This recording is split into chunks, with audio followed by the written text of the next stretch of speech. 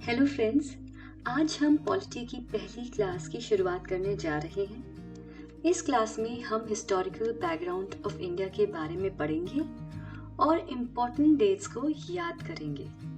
तो आइए शुरू करते हैं आज की क्लास, पर पढ़ने से पहले एक quote. To live a creative life we must lose our fear of being wrong.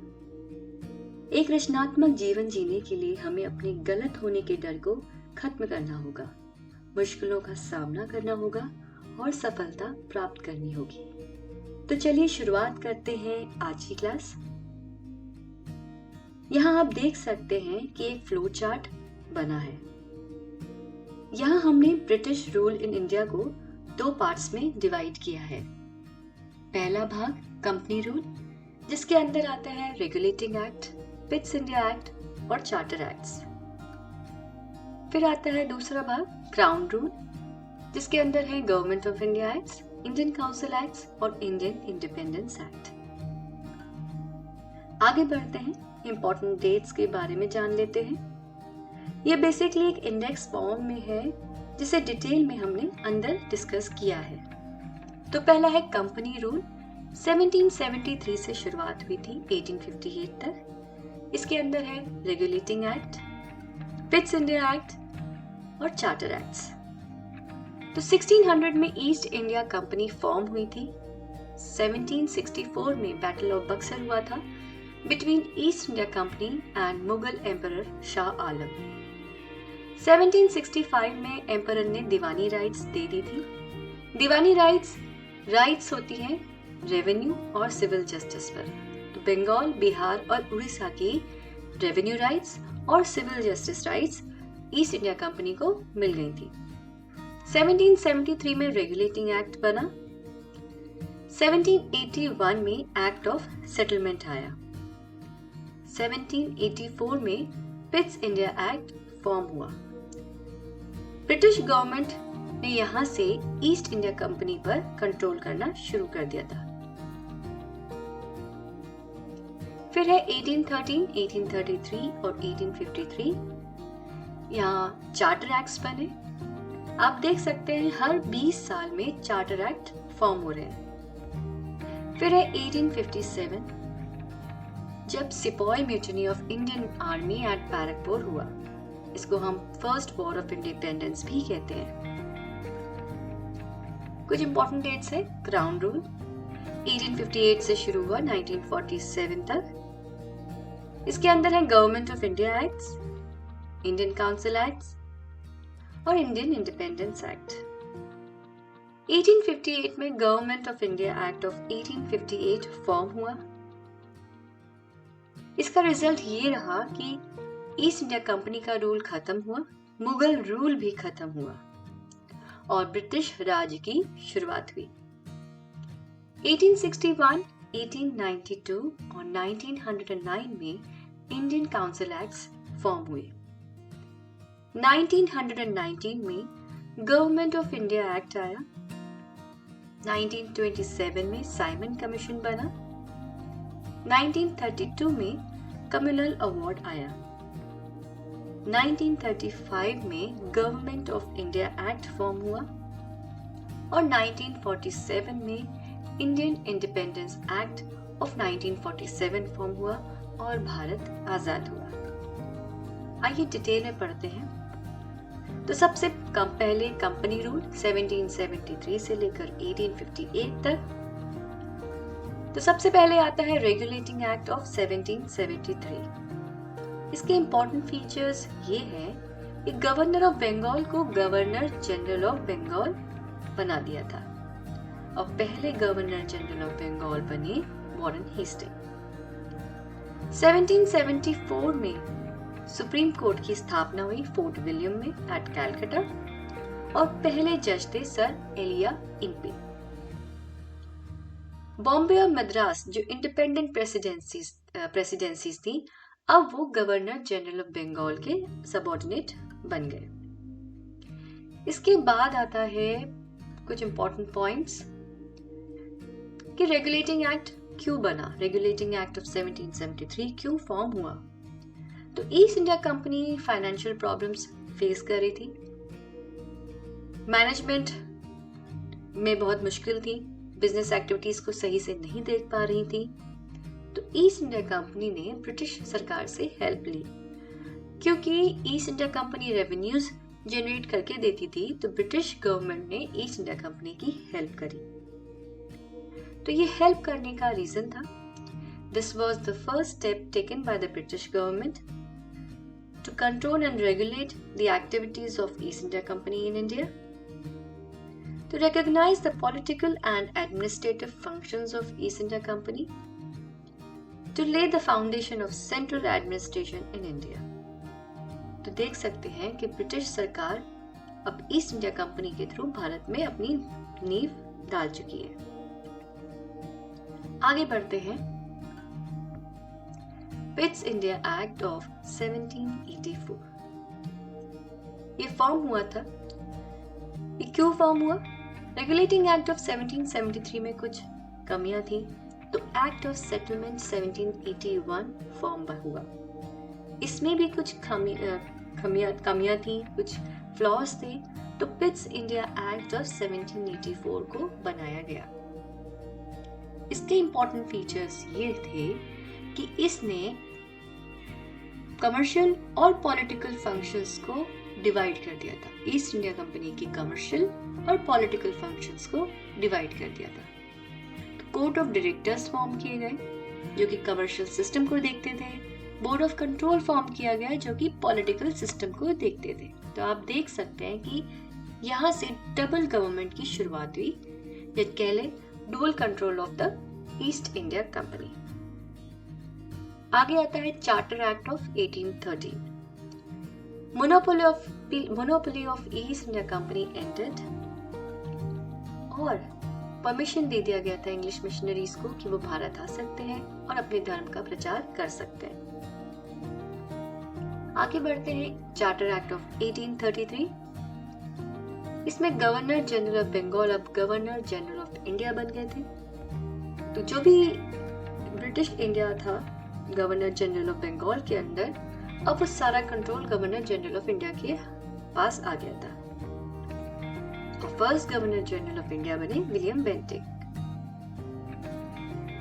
Indians को पार्ट लेने का मौका मिला एडमिनिस्ट्रेटिव फंक्शंस में। लॉ मेंबर की नियुक्ति की गई गवर्नर जनरल ऑफ इंडिया के काउंसिल में, और पहले लॉ मेंबर बने लॉर्ड मकॉले। इसके बाद आता है चार्टर एक्ट ऑफ 1853, जिसमें गवर्नर जनरल ऑफ इंडिया की पावर्स को डिस्ट्रीब्यूट कर दिया गया था। गवर्नर जनरल ऑफ काउंसिल को दो भागों में बांट दिया था। पहला भाग लेजिस्लेटिव काउंसिल और दूसरे भाग में था एग्जीक्यूटिव काउंसिल। तो आप देख सकते हैं सिविल सर्विसेज जो एग्जामिनेशंस थे वो यहाँ से शुरू हो चुके थे और भारतीय भी उसमें हिस्सा ले सकते थे। कोर्ट ऑफ डायरेक्टर्स जो बने थे उनको रिड्यूस कर दिया गया था। पहले वो 24 हुआ करते थे, अब वो 18 हो गए थे। उसके बाद है रिवोल्ट ऑफ 1857, सिपाही म्यूटिनी भी कहते हैं या सैन्य विद्रोह भी कहते हैं। ये revolt basically east India company के अगेंस्ट था। ईस्ट इंडिया कंपनी बड़ी पावरफुल थी और एक सोवरेन पावर की तरह फंक्शन करती थी। हार्श पनिशमेंट्स थे, इल ट्रीटमेंट्स थे। तो जो भारतीय सैनिक थे उन्होंने ये विद्रोह किया और इसको हम फर्स्ट वॉर ऑफ इंडिपेंडेंस भी कहते हैं। इसकी शुरुआत बैरकपुर में हुई थी। इसका आउटकम ये रहा कि act for good government of India form हुआ अंडर ब्रिटिश क्राउन। आगे बढ़ते हैं।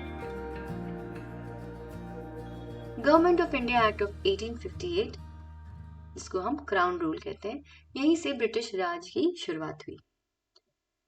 तो जितनी भी रेवेन्यूज और टेरिटरीज थी ईस्ट इंडिया कंपनी की, वो सब ट्रांसफर हो गई थी अब ब्रिटिश क्राउन को, और governor general of India viceroy of India कहलाने लगा। और पहले वाइसरॉय ऑफ इंडिया थे लॉर्ड कैनिंग। यहाँ से डबल गवर्नमेंट को खत्म कर दिया गया था, जो कि 1784 में जिसकी शुरुआत हुई थी। आपको याद होगा हमने कोर्ट ऑफ डायरेक्टर्स और बोर्ड ऑफ कंट्रोल की बात की थी। उस सिस्टम को खत्म कर दिया गया था। एक नए ऑफिस की शुरुआत की गई थी जिसे secretary of state for India कहा, और इसको 15 मेंबर्स भी दिए गए इसके असिस्टेंट्स के लिए। आगे देखते हैं, इंडियन काउंसिल एक्ट ऑफ 1861, 1892 और 1909 फॉर्म हुए। हम सबसे पहले पढ़ेंगे 1861। तो इसमें रिप्रेजेंटेटिव इंस्टीट्यूशंस की शुरुआत हुई, जिसमें इंडियंस को भी मौका दिया गया कि वो भी लॉ मेकिंग प्रोसेस से जुड़ सकते हैं। कुछ इंडियंस को अपॉइंट किया गया as non official member governor general की लेजिस्लेटिव काउंसिल में। विकेंद्रीकरण की शुरुआत हो गई थी, प्रोसेस ऑफ डिसेंट्रलाइजेशन स्टार्टेड। फिर आता है इंडियन काउंसिल एक्ट ऑफ 1892। इसमें इलेक्शन प्रोसेस की शुरुआत हुई in indirect way. Indirect way आप समझिए कि ब्रिटिश सरकार के साथ जो भी खड़े होंगे, जो भी उनको सपोर्ट करते थे, प्रोमिनेंट लीडर्स, प्रोमिनेंट हस्तियां, अथॉरिटीज, वही केवल इस इलेक्शन में पार्ट ले सकती थी। तो इसे इनडायरेक्ट वे कहा गया है। पावर ऑफ डिस्कसिंग बजट यहीं से शुरुआत हुई। एक बहुत ही इंपॉर्टेंट फीचर है 1892 का। कई बार प्रश्न पूछा जाता है कि पावर ऑफ डिस्कसिंग बजट कब शुरू हुई, तो आप ये याद रखिएगा 1892 इंडियन काउंसिल एक्ट ऑफ 1892 में इसकी शुरुआत हुई। फिर आता है इंडियन काउंसिल एक्ट ऑफ 1909। इसे मॉर्ले मिंटो रिफॉर्म्स के नाम से भी जाना जाता है। मॉर्ले तब सेक्रेटरी ऑफ स्टेट थे और Minto governor general of Bengal.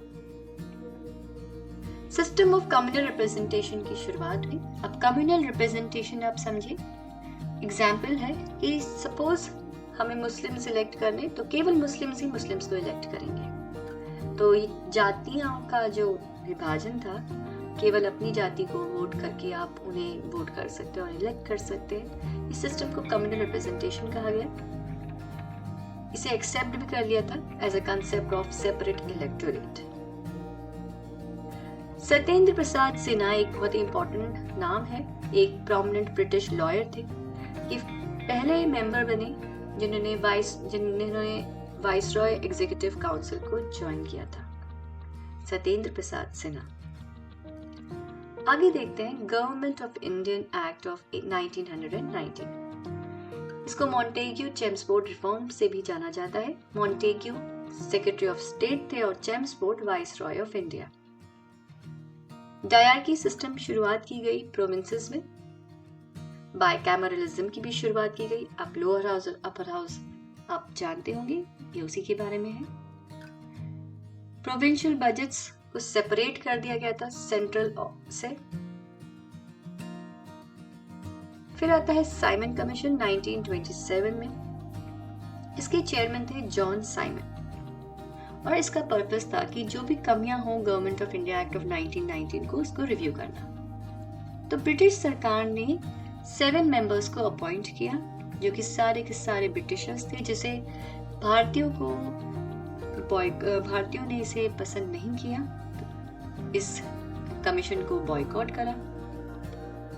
हालांकि इस कमीशन की रिकमेंडेशन थी कि अबॉलिशन ऑफ डायरकी हो और एक फेडरेशन सिस्टम की स्थापना हो ब्रिटिश इंडिया में और प्रिंसली स्टेट्स में। फिर आता है कम्युनल अवार्ड 1932। तो ये प्रपोजल दिया था रैमसे मैकडोनल्ड ने, और इसके इंपॉर्टेंट फीचर ये थे कि system of representation of minorities की शुरुआत की गई। अब माइनॉरिटीज कौन थे? वो थे मुस्लिम्स, सिख्स, क्रिश्चियंस और एंग्लो इंडियंस। इसका आउटकम ये रहा कि गांधी जी ने इस प्रपोजल को सपोर्ट नहीं किया, इस आइडिया को सपोर्ट नहीं किया, और उन्होंने अनशन रखा जेल में, यरवड़ा जेल में, पुणे। तो फिर अग्रीमेंट हुआ जिसको हम पूना पैक्ट के नाम से जानते हैं, between Gandhi ji and B.R. Ambedkar. ये पैक्ट बेसिकली इसलिए हुआ था ताकि हिंदू कम्युनिटी की जो यूनिटी है उसको बचाया जा सके। तो आप याद रखिएगा कि पूना पैक्ट कम्युनल अवार्ड के बाद हुआ था between Gandhi ji and B.R. Ambedkar, and this pact was to save the unity of the Hindu community. इसके बाद आता है गवर्नमेंट एक्ट ऑफ 1935। तो यहाँ से एक कंप्लीटली रिस्पॉन्सिबल गवर्नमेंट की शुरुआत हुई। ऑल इंडिया फेडरेशन की स्थापना हुई, हालांकि प्रिंसली स्टेट्स ने इसे अग्री नहीं किया ज्वाइन करने के लिए।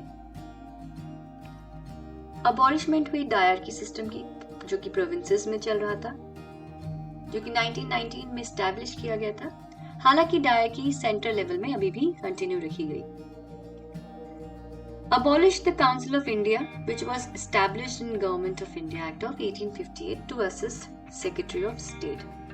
तो जो Secretary of State ऑफिस बनाया गया था 1858 में, उसके साथ उसको असिस्ट करने के लिए 15 मेंबर्स दिए थे, जिन्हें अबॉलिश कर दिया गया था through government of India act of 1935। कुछ और फीचर्स हैं 1935 के। 1935 में रिजर्व बैंक की स्थापना हुई। 1937 में फेडरल कोर्ट की स्थापना हुई। पावर्स डिस्ट्रीब्यूट हो गए सेंटर और स्टेट के। फिर आता है इंडियन इंडिपेंडेंस एक्ट ऑफ 1947।